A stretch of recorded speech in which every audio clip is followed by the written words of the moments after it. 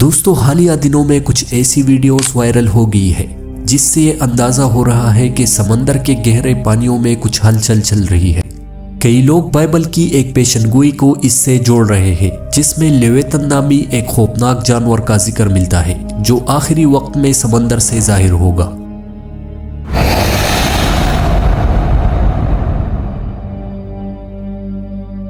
کیا اسلام میں لیویتن کی طرح کسی سمندری مخلوق کا ذکر ملتا ہے جو قیامت کے قریب ظاہر ہوگی؟ اس ویڈیو کو پورا لازمی دیکھے گا اور اس کا ذکر سب سے پہلے یہودی اور عیسائی روایات میں ملتا ہے۔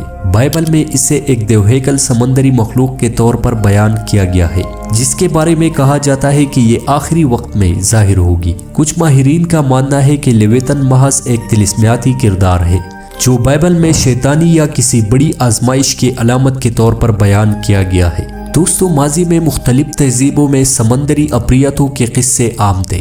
یونانی تہذیب میں کرکن نامی ایک دیوہیکل آبی مخلوق کا ذکر ملتا ہے جو جہازوں کو تباہ کر دیتی تھی۔ اسی طرح ایک اور تہذیب اسکینڈینیوین میں بھی اسی طرح کے ایک آبی سانپ کا ذکر ملتا ہے جو سمندروں میں رہتا تھا اور قیامت کے قریب ظاہر ہوگا۔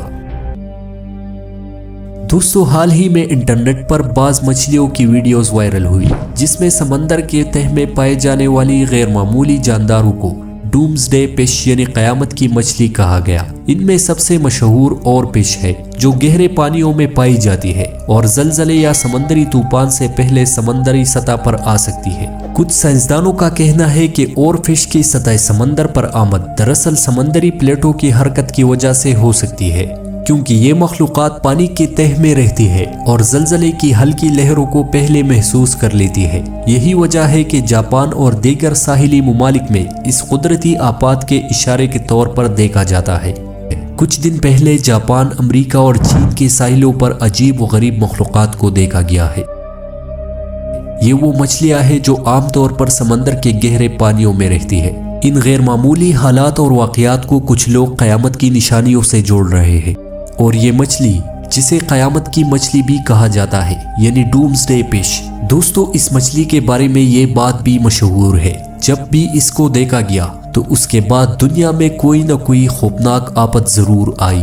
کیا واقعی سمندر کے گہرے پانیوں میں ایک خوفناک جانور جاگ اٹھا ہے جس کی وجہ سے یہ مچھلیاں سطح سمندر پر آ رہی ہے اور اس کے باوجود کچھ لوگ اسے قیامت کی نشانی سے جوڑنے کی کوشش کرتے ہیں، لیکن اسلامی تعلیمات کے مطابق قیامت کی نشانیاں واضح طور پر حدیث میں بیان کی گئی ہے اور کسی نامعلوم سمندری مخلوق کو قیامت سے جوڑنا بے بنیاد ہے۔ اسی طرح جاپان میں ہزاروں مچھلیوں کی پراسرار موت کی ویڈیوز بھی سوشل میڈیا پر وائرل ہے۔ ماہرین کا اس بارے میں کہنا ہے کہ یہ زلزلے کی وارننگ ہو سکتی ہے۔ چین کے ساحل پر غیر معمولی بڑی سمندری مخلوق دیکھی گئی ہے۔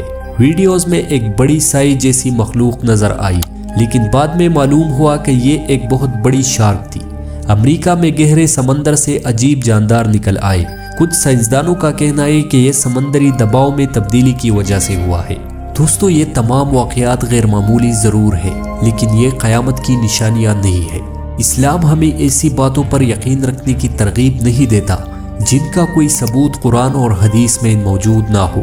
قیامت کی نشانیاں وہی ہے جو رسول اللہ صلی اللہ علیہ وآلہ وسلم نے بیان فرمائی اور ہمیں غیر مستند روایات یا غیر اسلامی نظریات سے اجتناب کرنا چاہیے۔ لیویتن اور ڈومز ڈے فش جیسے خیالات محض قیاس آرائیہ ہے جنہیں قیامت کی حقیقت سے جوڑنا درست نہیں ہوگا۔ ہمیں چاہیے کہ ہم صرف مستند اسلامی علم پر بھروسہ کریں اور اللہ سے دعا کریں کہ وہ ہمیں ہر فتنے اور آزمائش سے محفوظ رکھے، ہمیں دین کی سچی سمجھ عطا فرمائے، آمین۔ دوستو اسلام میں ایسے کسی جانور کی پیشن گوئی نہیں ملتی، نہ ہی قرآن اور نہ حدیث میں اس طرح کی کسی جانور کا ذکر ملتا ہے اور مفسرین کے مطابق یہ محض ایک افسانوی مخلوق ہے جسے دیگر مذاہب میں اہمیت دی گئی ہے۔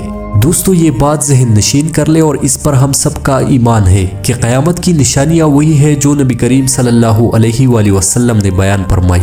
اسلام میں قیامت کی بڑی نشانیاں واضح طور پر بیان کر دی گئی ہے جن میں دجال کا ظہور، امام مہدی علیہ السلام کا آنا، حضرت عیسیٰ علیہ السلام کا نزول، یاجوج ماجوج، سورج کا مغرب سے طلوع ہونا، دخان کا دھواں، زمین سے ایک جانور دابت الارض کا نکلنا، بڑے زلزلے اور زمین دنسنے کے واقعات، ان میں کہیں بھی لیویتن یا کسی نامعلوم سمندری مخلوق کا ذکر نہیں ملتا، لہٰذا اسے قیامت کی نشانی سمجھنا درست نہیں ہوگا۔